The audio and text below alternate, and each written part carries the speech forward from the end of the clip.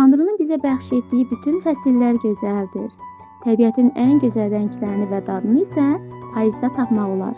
Bu mövsümün vitaminlərlə dolu meyvələri həm dadlı, həm də çox faydalıdır. Feyxua C vitamini anbarıdır.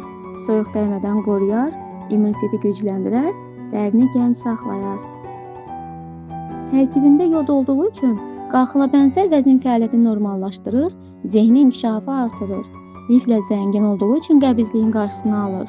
Tərkibində təbii maqnezium var, ona görə də uşaqlarda yuxu və sakitlik üçün faydalıdır.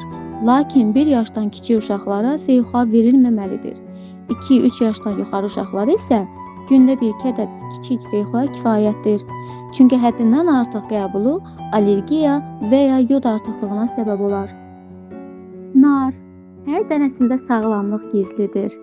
İmmuniteti gücləndirir, tərkibindəki C vitamini və antioksidantlar sayəsində soyuq dəymə və infeksiyalara qarşı orqanizmi qoruyur. Qan təzyiqini tənzimləyir, ürək-damar sistemini möhkəmləndirir, yaddaş və konsentrasiyanı gücləndirir. Antioksidantlar dərini təmizləyir, qırışların yaranmasını gecikdirir, gənc saxlayır. Xərçəng hüceyrələrinin inkişafını ləngidir, təbii mübarizəçi antioksidant təsiri göstərir.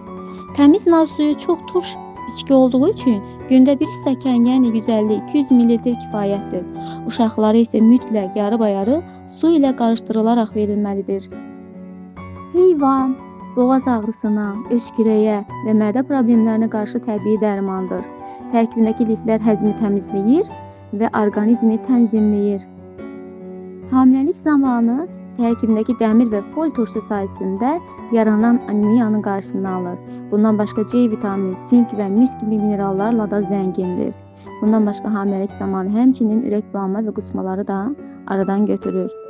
Ancaq uşaqlara və hamilələrə çox turş və bərk halda heyva yemək məsləhət deyil. Çünki mədəni qıcıqlandıra bilər.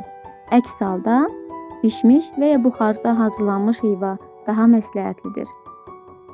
Heyva soyuq dəymə və boğaz ağrısına yüngülləşdirici təsir göstərir. Öskürəyə qarşı təbii vasitədir.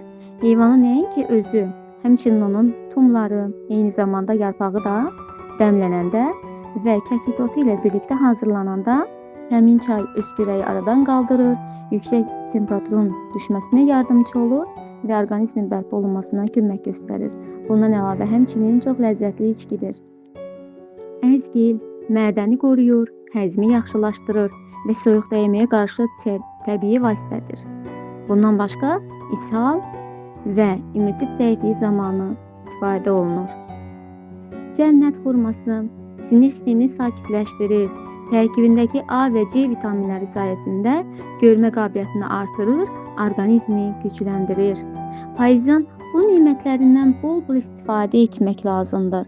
Həm sağlamlığı, həm də enerjini qorumaq üçün. Lakin qədərində.